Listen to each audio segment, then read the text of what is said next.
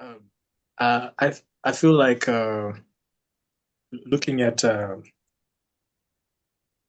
our theme, uh, the creed of wellness remembered, it speaks to a powerful opportunity for holistic integration, where we have we have the we have the opportunity to tear up the mold and try new business models, new ways of cooperating and co-creating, and new approaches to design.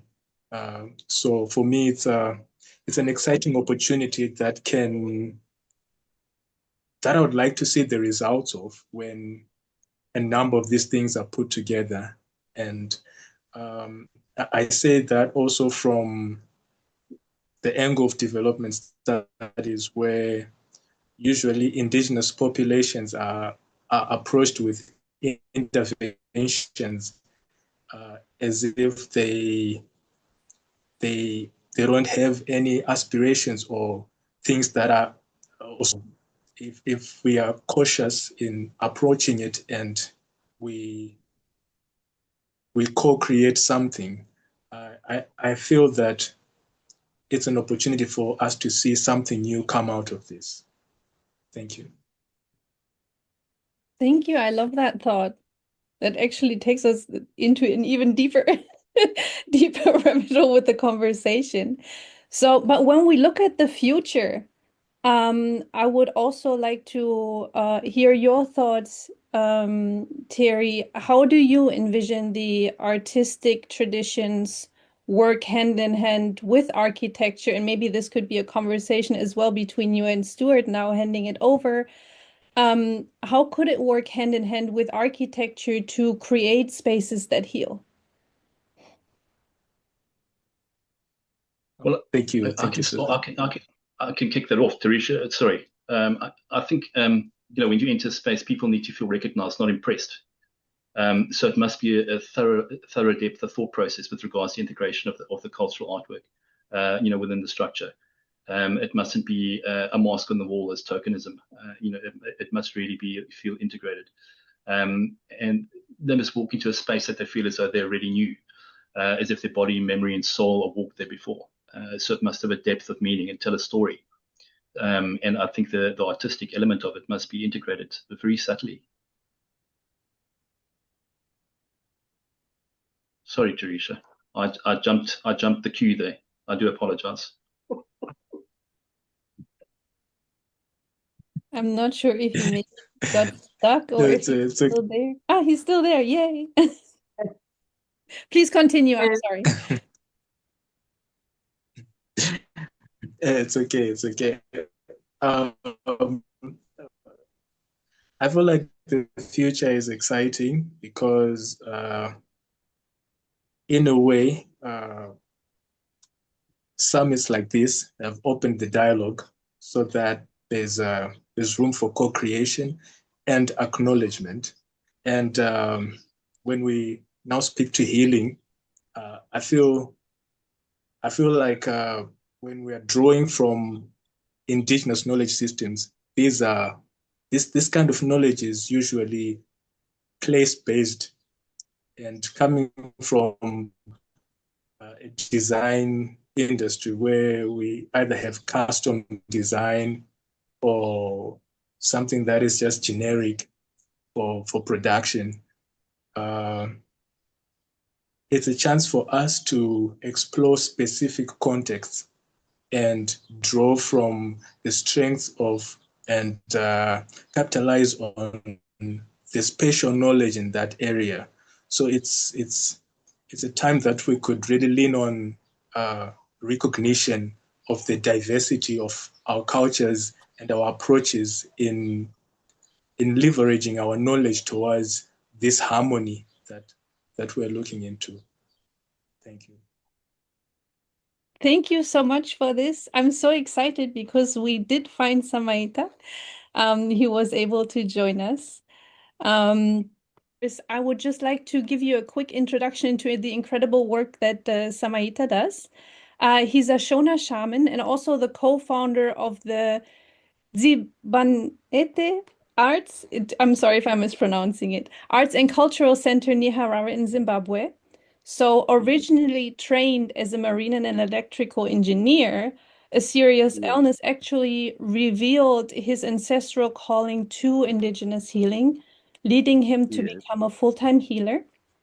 And after an intense 8-month initiation in the bush, Samaita has spent the last 25 years using traditional practices to address physical, mental, and spiritual ailments. And he offers divination, herbal medicine, ritual facilitation, and training, while the Zimanhete promotes African arts and culture, supporting artists and cultural practitioners locally and internationally.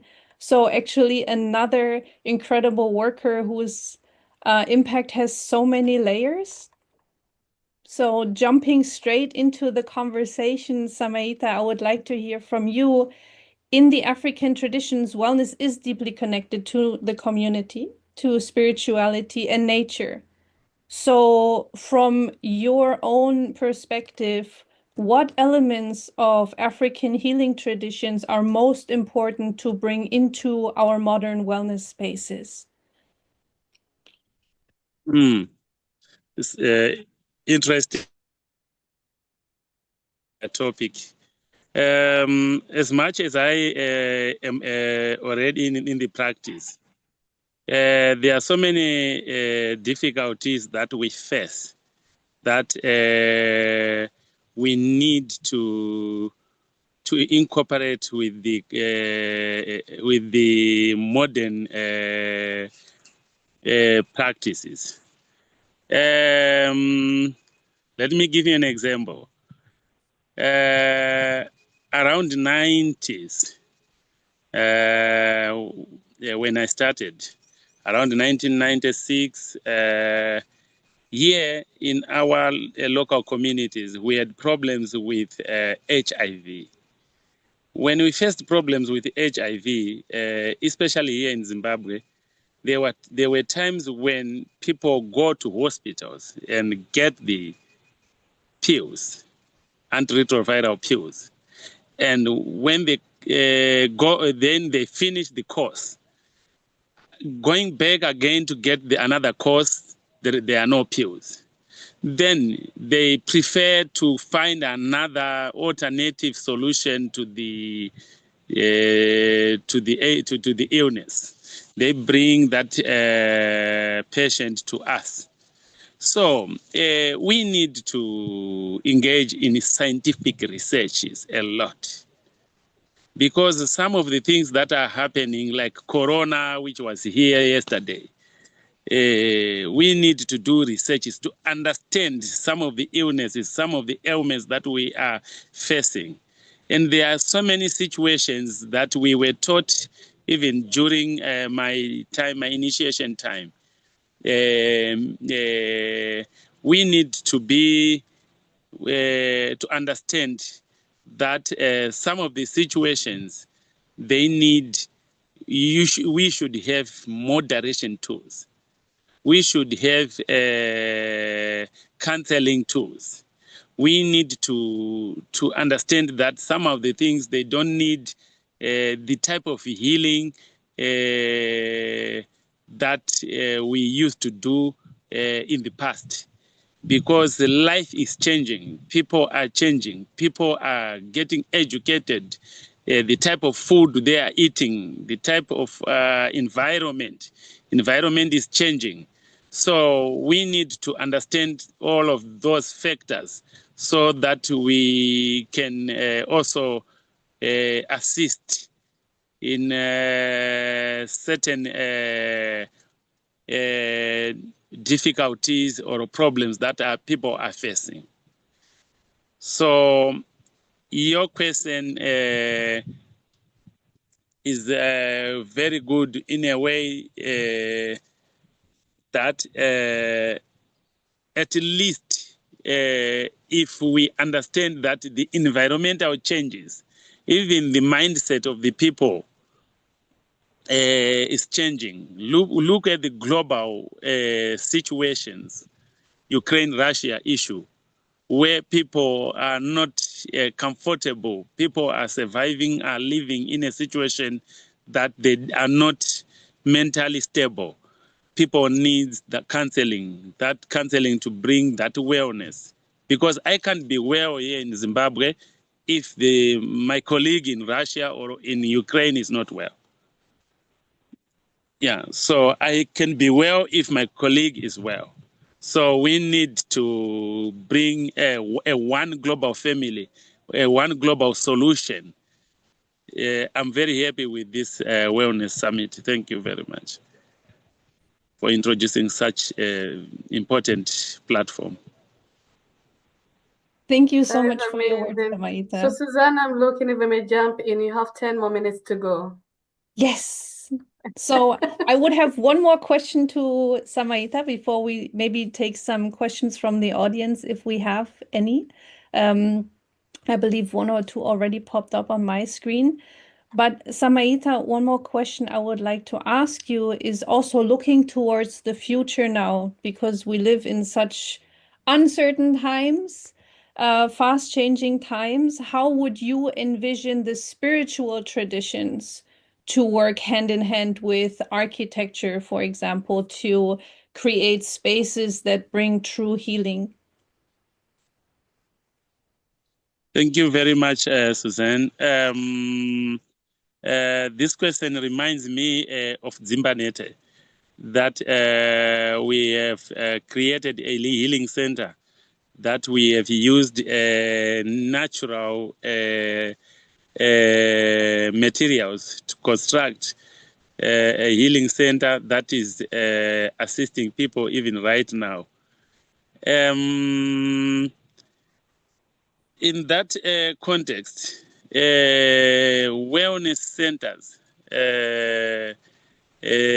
are needed, because understanding the spiritual vision, the spiritual context, spirits are not that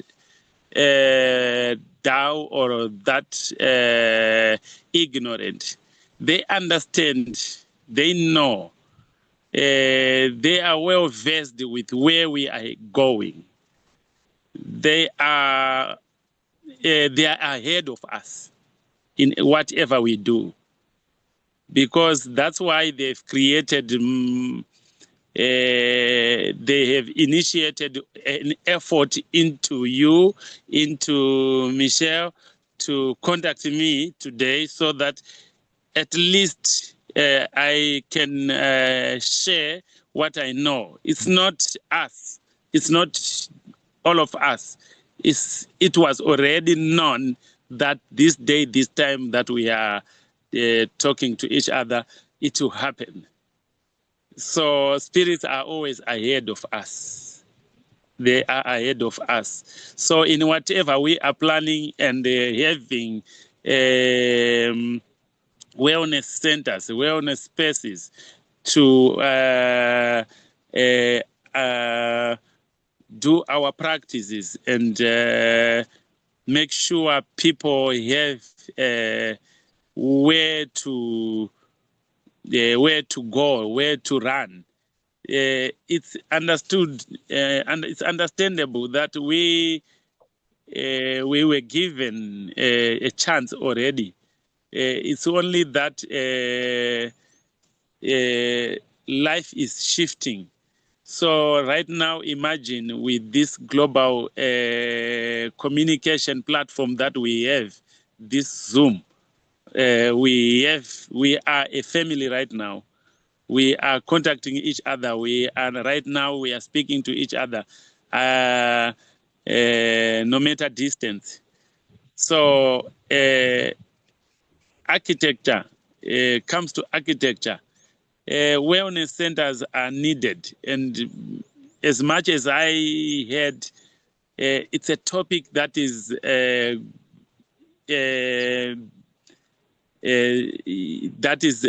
knocking every heart, every brain around the world.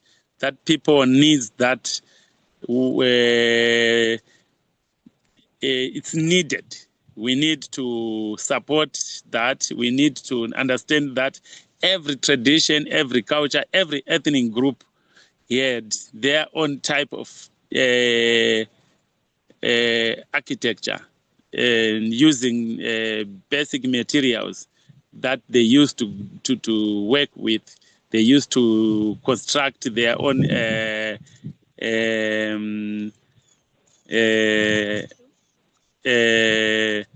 huts, houses like what we have here. So working with natural materials, they are friendly, they are accessible, they are very close to us. They are not even expensive, and they are very, very much. They can heal us using mud, grass, paws. It's easy, and also it also heals us. Let's say, giving an example of a round heart, like we here Ndebele has shown us, and they have a round heart.